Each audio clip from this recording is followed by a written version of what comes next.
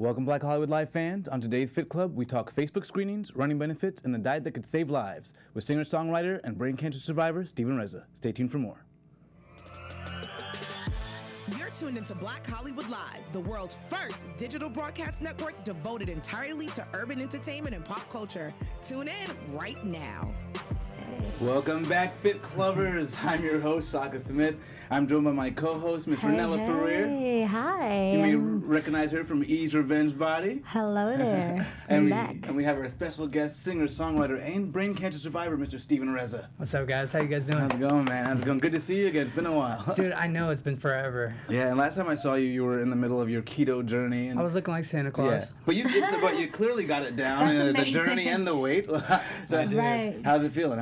Dude, it feels amazing. Honestly, I'm 60 pounds down. Yeah. So Good job. it's been amazing. Yeah. Congratulations. Is this where you were before? Like you got ill?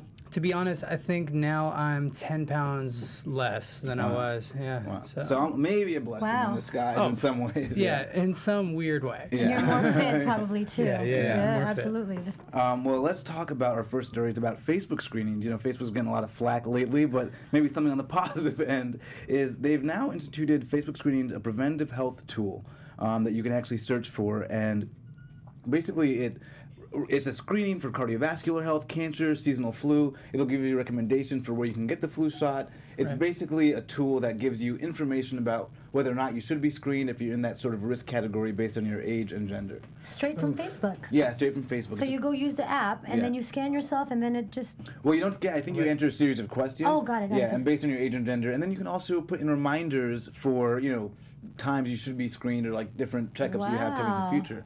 So Pretty awesome. Yeah, I think a lot of us just don't go because we don't get reminded. We don't even know that we're in that risk group. Right. Yeah. I feel like there's a lot of people who live with cancer before they even find out they have it. Yeah. You know? Yeah, I was talking to you earlier about early detection, how that's such a huge thing. Yeah. So early detection for you, how did that, like, how did you even know to go to the doctor, you know? Right. I mean, like, what were the symptoms? Like, I wouldn't even know. I'm blessed, man. I'm Yeah. grateful that I even found it as quick as I did. So, I mean, first off, I started getting symptoms in January, but I didn't even consider them symptoms. Yeah. Right. I was waking up in the middle of the night, Right. like out of bed, like out of my sleep, like boom, like felt like a weird acid trip. You know how those are. And, y'all know how those are. And like I wake up out of my sleep, and I just thought it was like sleep apnea or like a night terror or something. Really? Like a typical, like just felt like a normal thing, right? Right, Like so, I was like, okay, I'm just gonna go back to sleep. And one day I'm sitting there with my neighbor talking about music, and then all of a sudden I get what's called an absent seizure, and I didn't know this. And it's basically when you're standing there like this, like eyes closed, like, and then I'm frozen. My neighbor's just like, bro, what's going on? Right. And 30 seconds goes by. I'm like, where am I? Wow. And I was like, whoa, time to go to the ER. So I go to the ER, throw me in a CAT scan. They're like, dude, you've got a mass the size of an orange in your head. Oh my God, the size of an... That's crazy. And there's no way a screen would have helped for that. Did you have any sort of pre-existing condition or any? Was there any way for you to have known earlier than that? Or the doctors just say there's any? No, man. Honestly, no, there was really nothing. I mean, for you to have even gone to because me, like, sometimes I get pain from working out, and I'm like, whatever, this is nothing. I just keep going because, some people are just, like, so used to the pain that, well, at least I'm one of them, that I just keep going. And for you to have gone to the doctor after that, that's good that you were saved. I'm so stubborn, like I never really liked going to the doctor. Who now, does? Yeah. Now it's like you're like I got to be really keyed my in. goodness. Yeah. Go That's to the doctor, crazy. man. Go to the doctor if you think you're sick.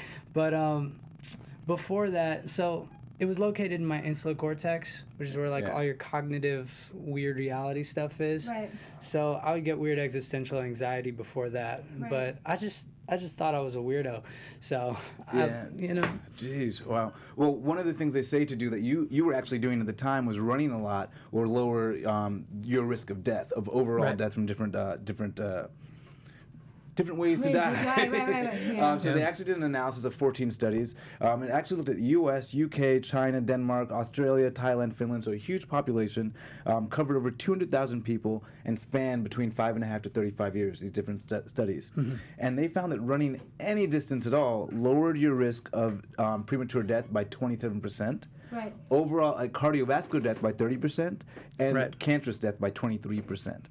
Which was amazing. That's interesting. Yeah, Really? just running any amount, which is so good for us to know that even a little bit of running can lower our risk of death. This is actually published in the British Journal of Sports Medicine, or will be appearing soon in that journal. But you said you were running before your diagnosis. Yeah. For about like 3 months, I was running 25 miles a week. I mean, it was on a treadmill, but yeah. But how was your state of being at that time? Were you stressed? Were you, still like I was also getting those sleep apnea attacks. So yeah, but maybe it affected you later on. By that time, it was already there. Did they tell you how long you've already had it at that time, or did they even have a way to detect that? They have no clue really where it came from or how it appeared. how long it's been. They said the size of it looks like it could have been around for 5 years. Wow. But they also know everything that I've been through in the last 3. So they're like, it could have grown in the last 3 years. You know. Do they know if your fitness level played a role in like your outcome?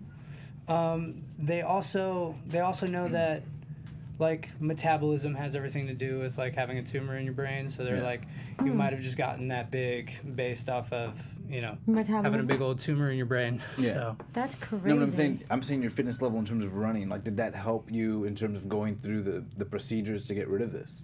Oh yeah, for sure. I would say so. But now, even nowadays, I can't really run so much anymore as walk. Yeah. I'm now trying to lower my cortisol levels. So that's what's now about for me is lowering stress. And I find that when I run more, I get anxiety. Oh, really? Yeah.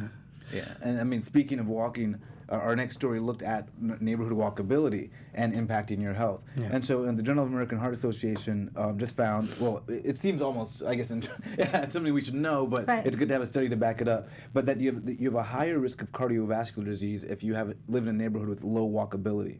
And they found that limited walking space led to an increase in 33% more of a negative outcome the next 10 years for cardiovascular health. That's crazy. Yeah. I mean, in LA, unfortunately, people don't like to walk. Yeah. You know, that's what sucks about it. I'm like, in New York, everybody walks out there, and when you're back in California in a suburb neighborhood, if you walk just across the street, it's like you're looked at as a weirdo, or it feels weird. You know what I mean? Right.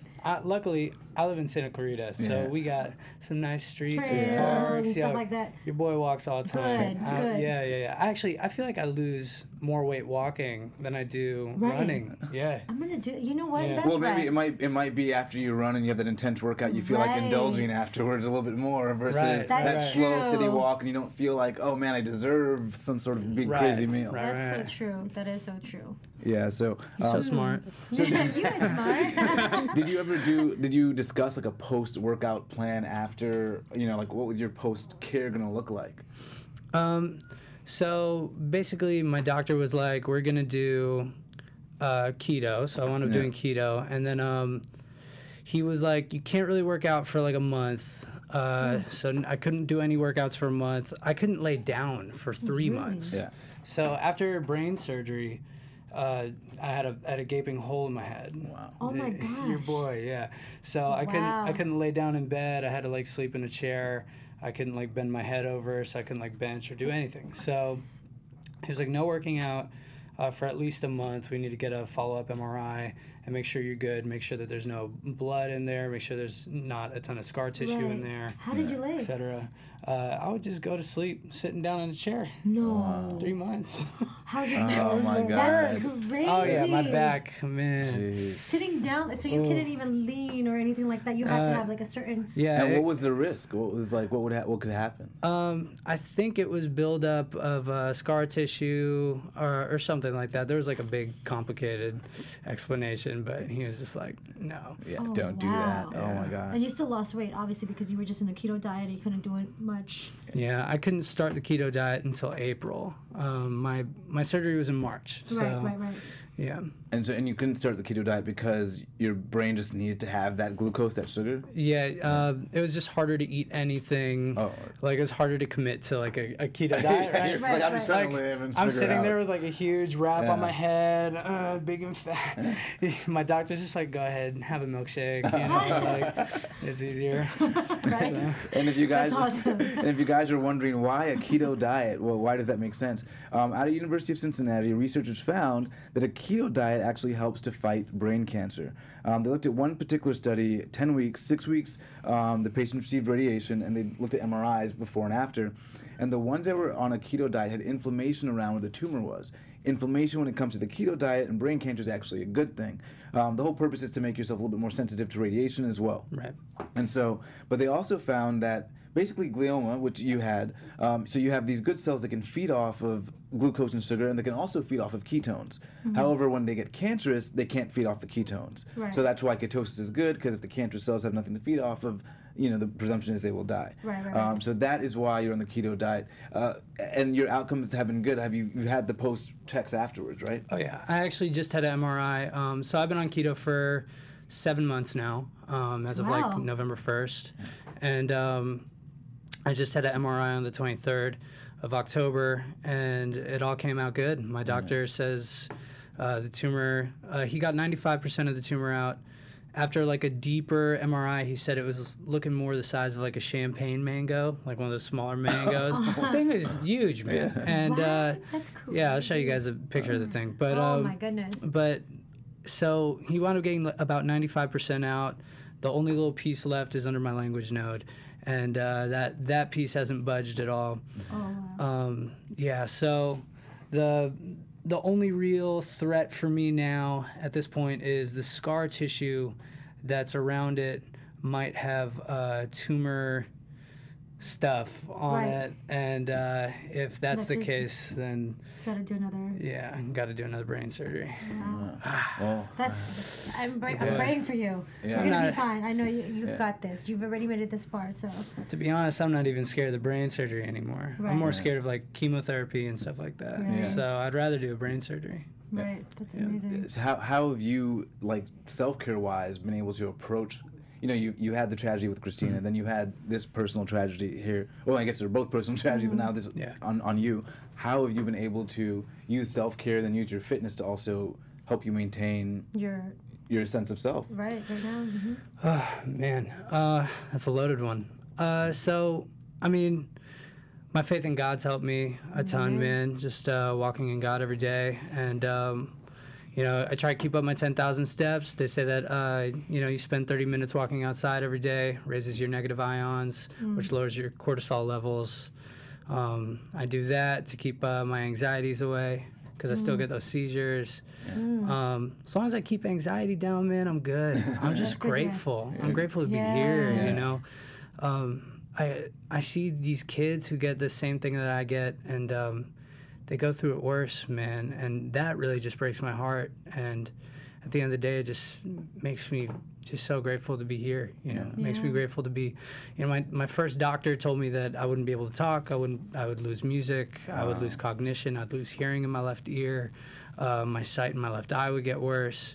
All this stuff. They suggested that I make a video of myself now to my new self to inspire me to inspire me to for a transition in case I lose cognition and language and music and all that, to you can do it, new Steven. And I was crying. I was like, wow, what a dark new, but this miracle happened, man. I found the best surgeon, Did you make this video?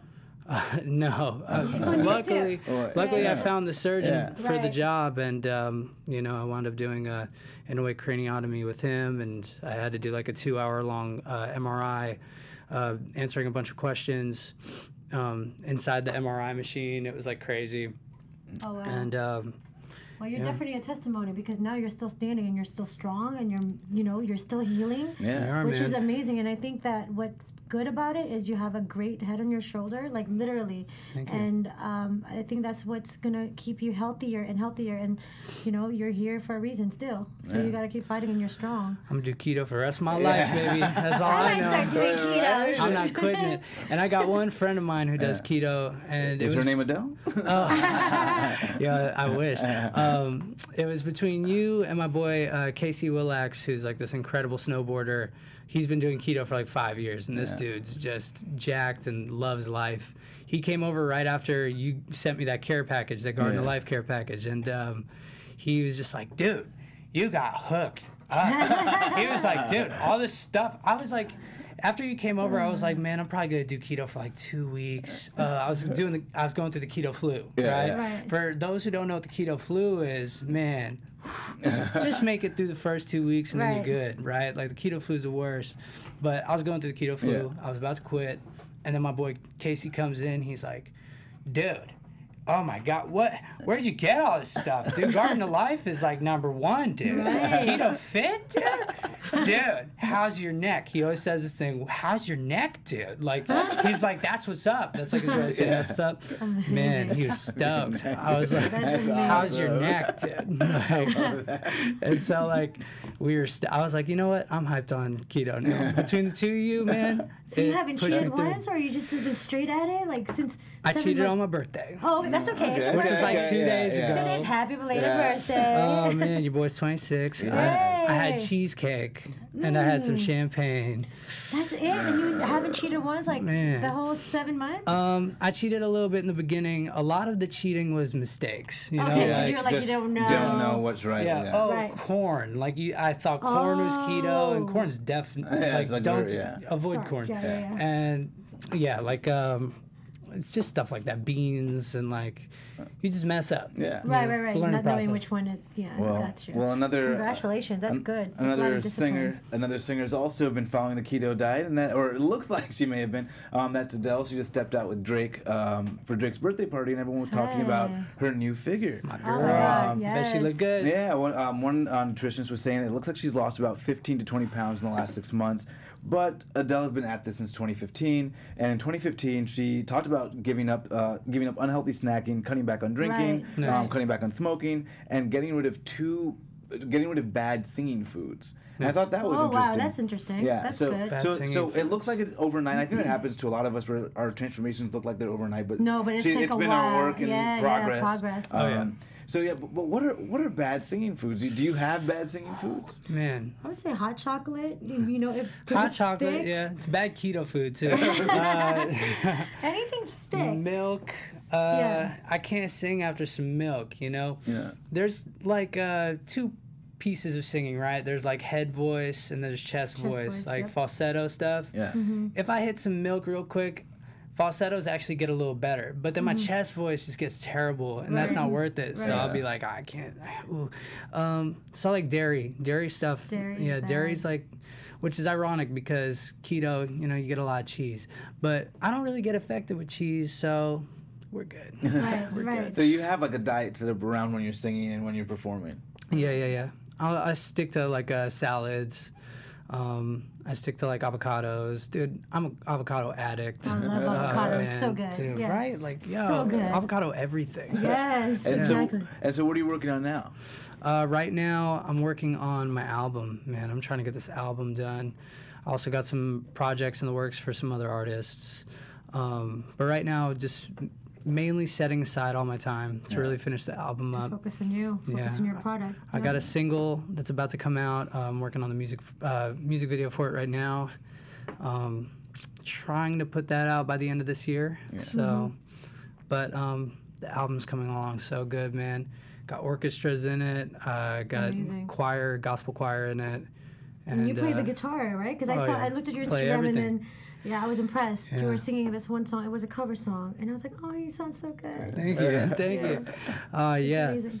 I wound up playing a bunch of instruments on this one, but I also just have so many instrumentalists come in, And it's just like, I'm so grateful for everyone who's stepped in on the project. Yeah. Right. And it's just, dude, I'm so stoked. Well, if you have room for me, I'll step into the project too. The project for Christina. We both have a cause for that now too. Let's get it. Right. That's amazing. That. But going back to Adele, I saw her, like I said, 2 months ago at Tyrone's birthday party. Ty is Beyonce's stylist.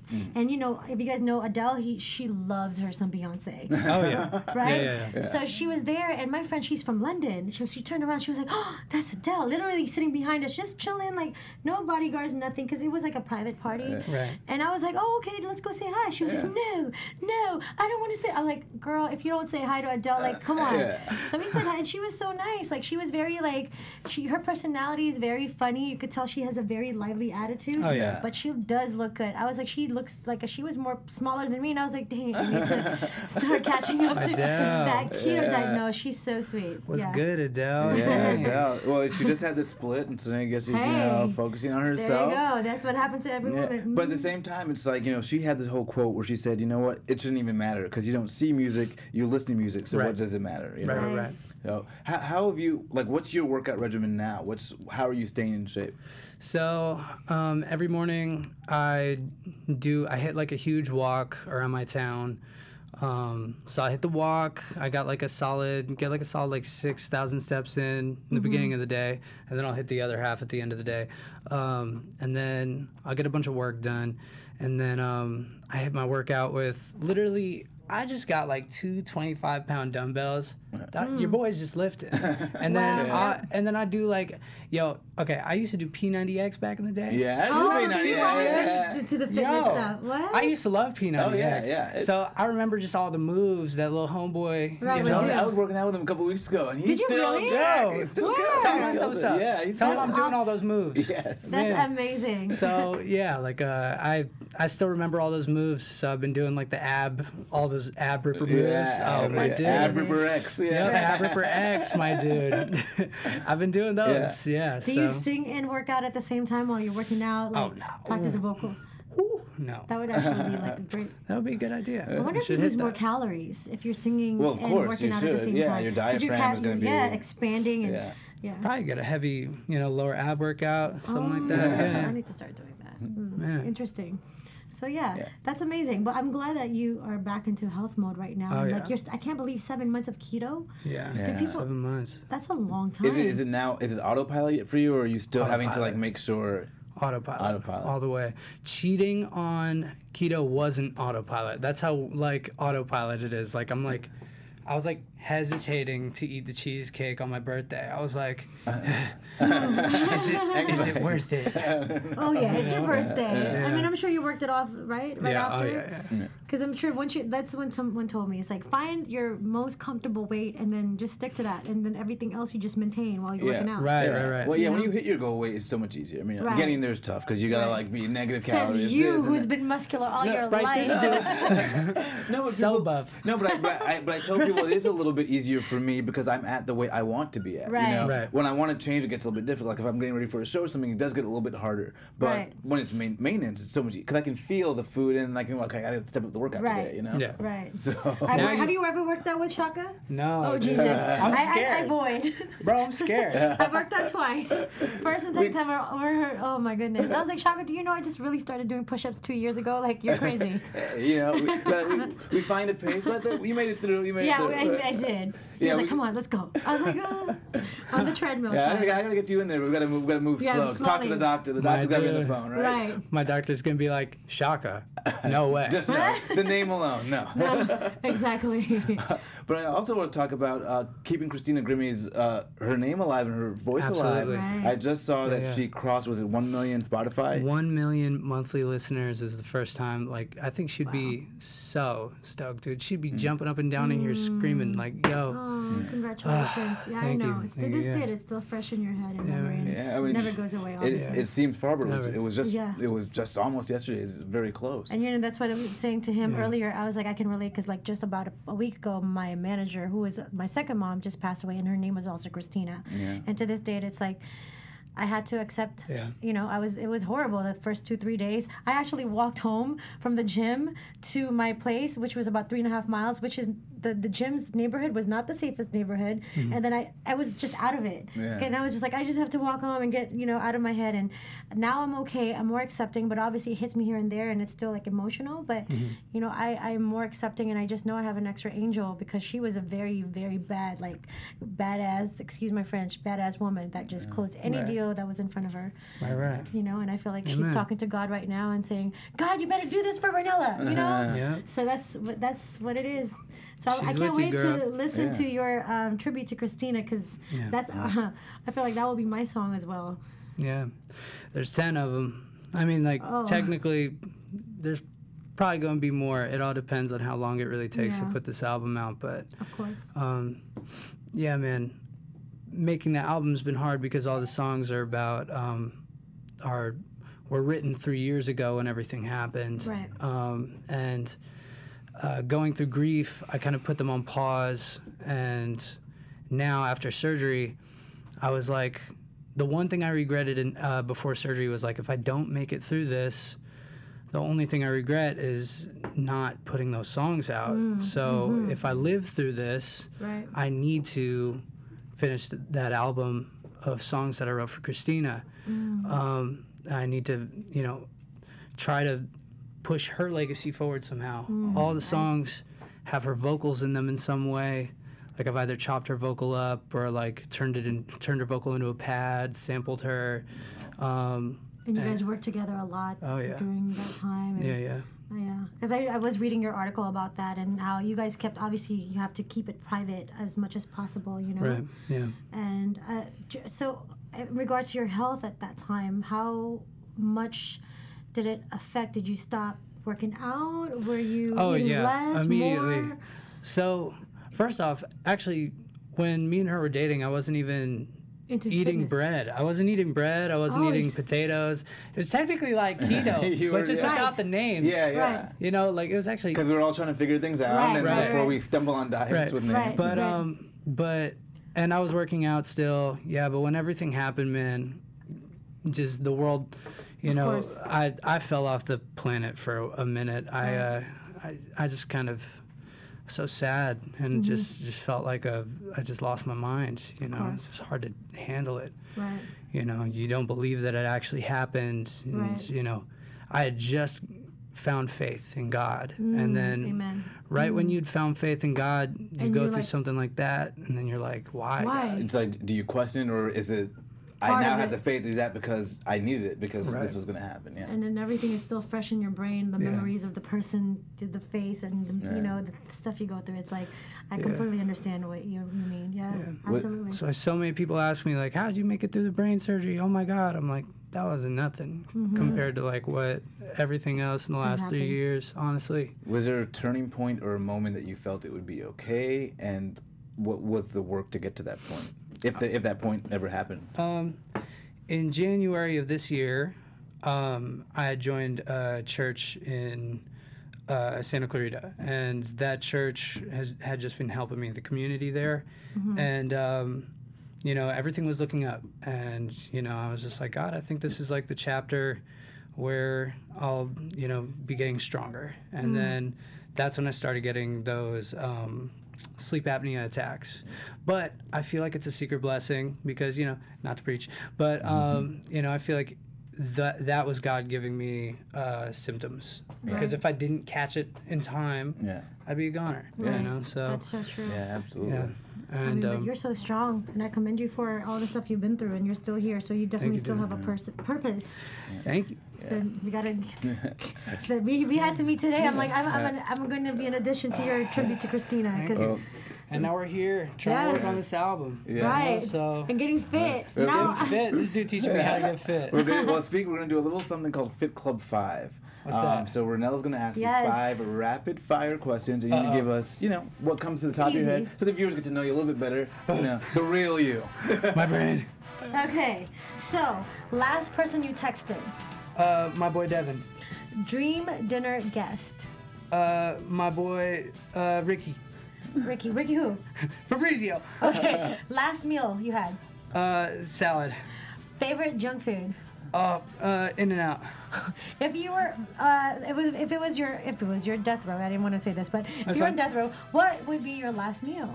Sushi with some gold on it, baby. Oh, sushi with some gold. What? I haven't tried that yet. From Sushi on Sunset. Okay. Nice. He's specific about what he nice. wants. I have to try that. It must be bomb. That was easy. Wait, so your dream dinner guest is a friend of yours? Yeah. So yeah. I don't need nobody You're else. the first person to pick just a friend. That's me guilt tripping him. I don't see you enough, Ricky. I don't see you enough. Ricky, you better go see him. That's awesome. That's amazing. Because I know people say Oprah. Yeah. You know. No one just said Who might be my celebrity dream? Celebrity. Let's think. Dead or alive, someone you don't know. Someone this you don't is know. a hard one. Someone you don't know. Yes. Okay, somebody I don't know. Yeah. I'll say Bill Gates. What's up, Bill Gates? Oh, Where you that's at? a good Smart one. one. Yeah. I'll pick your brain, dude. Right. Yeah, and Good borrow one. a couple dollars Right. too. Yeah. Bill, write me a check, Bill. I got a couple foundations to talk to you about. Right. Your estates. Well, you've been through a lot, I would say, in the last 3-4 years. But where do you see yourself in the next 10? In the next 10, 26 now, just 26, right? 26. Yeah, happy birthday, 26. Happy birthday to you. By 36, I hope to be a platinum artist, going on tour full time. I hope to be expanding Christina's legacy even further and helping the Christina Grimmie Foundation financially help the lives of families of victims of gun violence.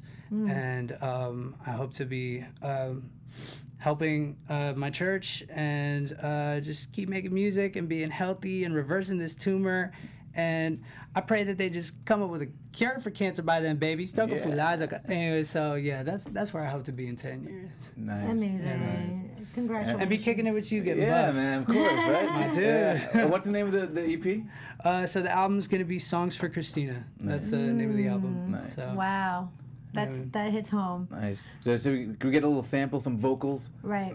Oh my God. I want the vocals from both of you. I want a happy birthday from you, and I want the vocals from you. Let's do this. Okay, you ain't gonna get a bunch of notes. I'm just gonna. Oh man, that's so on the spot. I'm gonna go sing. It's so crazy to me how mistakes could be a blessing in disguise. But Lord, I'm so glad you're making me a masterpiece.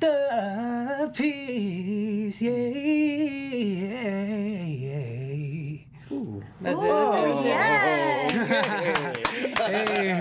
Whoa. Amazing. I love your gosh. voice. Yeah, the world definitely needs to hear your voice. Man. And I cannot wait to hear the got the album because you have like that goosebumps. sexy but like still like raspy R&B, JT, My dude. rocker Thank sound, like alternative. Amazing. I cannot wait to hear what the sounds like. What are we expecting from the sound? Pop, a little bit of soul because I hear there's It's some soul in everything. your voice. You can do a lot An of different genres. alternative. A little gospel. We Yeah, can go a full gospel. gospel album. Hey, All in one album. It's like a dark orchestral pop album. There's definitely a lot of organic feel to it. There's a lot of Christina's vocal in it. And it's orchestral. There's a lot of orchestra in it. There's a gospel choir. Gospel Oh, choir. gee, I don't know. Yeah. And it's sad. It's just really sad. Of course. So, From all that. But that's what Expect makes some music is tearjerk. emotion. Emotion is. So maybe the next one will be like the finale is like how it becomes from sadness to now transformed to happiness and bringing it to life right. and living on to what your next move is for life, 100%. Yeah, 100%. that's what it is. I love that. I can't wait. Man, I love y'all. Man, Aw. dang. Well, I thank you so much for joining us, Oh, man. dude, Really thank you guys appreciate for it. having me. Really Of appreciate course. it. Man, BHL, y'all awesome. Yeah. Yes, that's amazing. Well, Ranella, tell them where they can find you online. Well, you guys can find me on Ranella Rocks on Instagram, RANELLAROCKS, Instagram, and all forms of social media, Twitter, not MySpace. I'm just kidding. YouTube, Ranella Rocks, just find me on there. You guys can find me on Twitter, Instagram, and Snapchat at Shaka Strong. And Mr. Steven Rezza, where can they find you online? Y'all can find me everywhere at Steven Rezza, StephenRezza. So. And why don't we sing you out? Ranella got a little happy birthday. Let's sing you out. Happy birthday to you. Hey. Happy birthday to you. Happy birthday. Happy birthday. Happy birthday to you. Hey. We'll see you guys next week. Love y'all. What's up, guys? On behalf of our BHL staff, we would like to thank you for tuning in to Black Hollywood Live, the world's first digital broadcast network devoted entirely to urban entertainment and pop culture. Check out our Black Hollywood Live YouTube page for even more great programming and amazing content, and be sure to subscribe and like our channel when you do. I'm your BHL host, Nakia Monet, and you can find me on all social media at Kiki Boom Boom or at Black Hollywood Live. Black Hollywood Live, Hollywood redefined.